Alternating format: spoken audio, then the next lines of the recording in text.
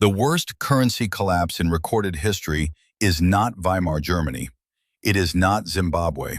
It happened in a country most people never associate with it at all, and by the end it had a banknote with 20 zeros printed on it. We are going to get there. 5 collapses, ranked from bad to catastrophic. But I want you watching for one thing the whole way down, because it repeats in every single case, and almost nobody says it out loud. The money never vanished. It moved. Every time.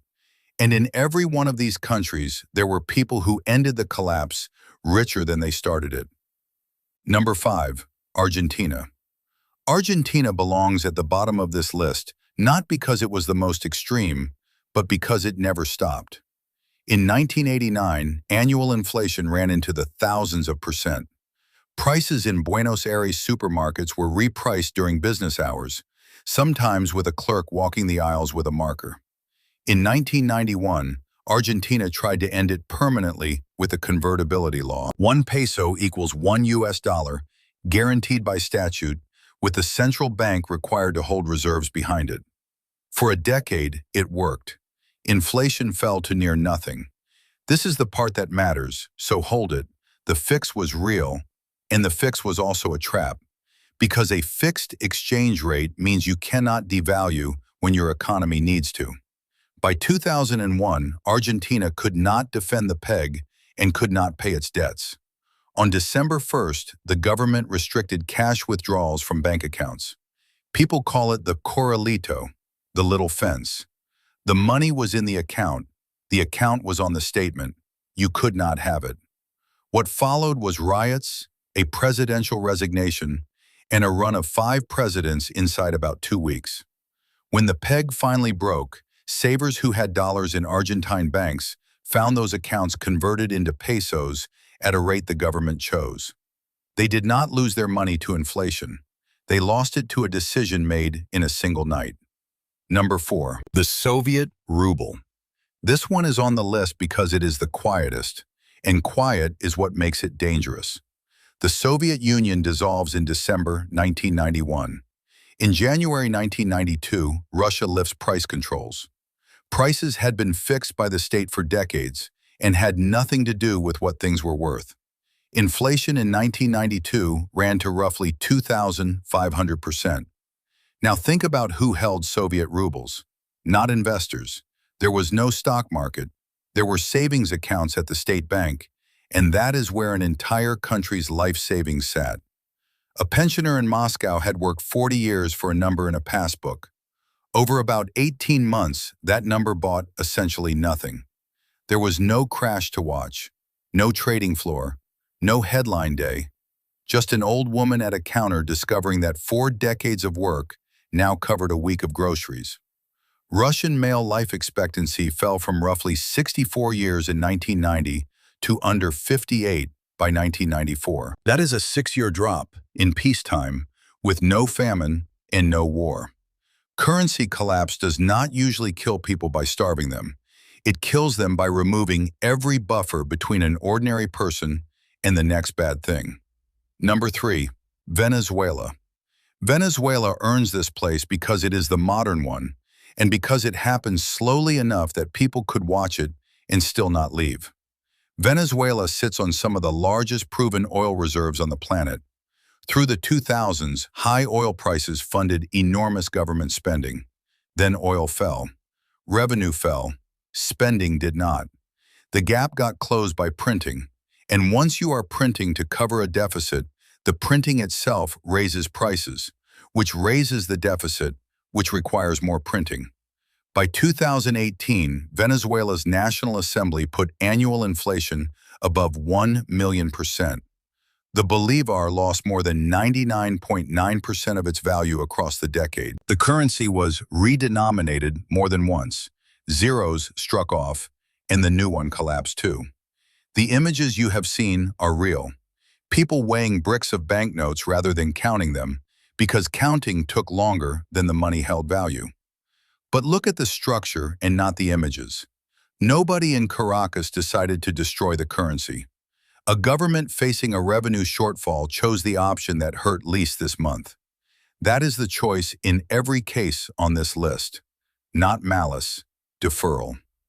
Number 2, Zimbabwe. In July 2008, Zimbabwe's central bank issued a $100 billion note.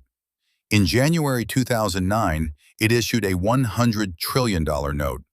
That is a 1 followed by 14 zeros on a single piece of paper. And it would not buy a bus fare for a week. At the peak in November 2008, economists who reconstructed the data afterward estimated prices were doubling roughly every 24 hours. Sit with what that does to ordinary life. Wages became worthless between the time you were paid and the time you reached a shop.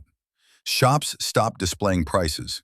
Teachers and doctors left, not because of politics, but because the arithmetic of staying no longer worked. And then it ended, almost overnight. In 2009, Zimbabwe simply abandoned its own currency and let people transact in US dollars and South African rand. That is the detail worth keeping. The collapse ran for years. The cure took about a week. Hyperinflation does not end because the economy recovers. It ends the moment the government stops issuing the currency, which means every month it continued was a month someone chose to continue it. Number 1, Hungary, 1946. You have almost certainly never heard about this one, and it is the worst that has ever been recorded anywhere.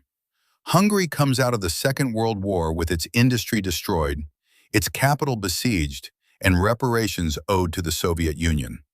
The government finances everything by printing pengo. At the peak in July 1946, prices in Hungary were doubling roughly every 15 hours. Not 15 days, 15 hours. Something priced in the morning cost double by the following morning. The government issued a note denominated at 100 million pengo, a unit that itself stood for a trillion pengo. That is a 1 followed by 20 zeros. They printed a note for 1 sextillion, and it was never issued because by the time it was ready, it was pointless. At the end, the entire quantity of pengo in circulation across the whole country was worth less than 1 American cent. And here is how it stopped. On the 1st of August 1946, Hungary introduced a new currency called the forint, backed by recovered gold reserves. Hungary still uses the forint today, right now, in your lifetime. The worst monetary event in human history was cured in a single day, and the cure has lasted nearly 80 years. So let me close the loop I opened at the start. In every case on this list, the same transfer happened underneath. Anyone holding cash or a fixed-rate savings account was wiped out. Anyone holding debt at a fixed rate in the collapsing currency watched their debt evaporate. A mortgage that took a lifetime to repay could be settled with a week of wages. The German industrialists who borrowed heavily in marks in 1922 came out of 1923 owning their factories outright. Inflation is not destruction. It is a transfer from savers to debtors, from the people holding promises to the people who made them. The money did not vanish. It moved. And that is why these episodes run as long as they do. There is always a constituency inside the collapse for whom the collapse is working. Now, the part people get wrong when they extend this to the present. None of these were caused by printing alone. Every case on this list also involved a collapse in what the country could actually produce. Germany's industrial region was occupied and idle. Hungary's factories were rubble. Zimbabwe's agricultural output had fallen sharply. Venezuela's oil production had fallen by more than half. The money supply is only one side of the equation. Hyperinflation is what happens when a government keeps issuing claims on an economy that has stopped producing the things those claims are for. Every one of them was fixed the same way. A new unit, a credible commitment, and a government that stopped issuing, which is the uncomfortable thing to end on. In all 5 cases, the cure was known, available, and understood the entire time. They just could not afford it politically until it was cheaper than the alternative.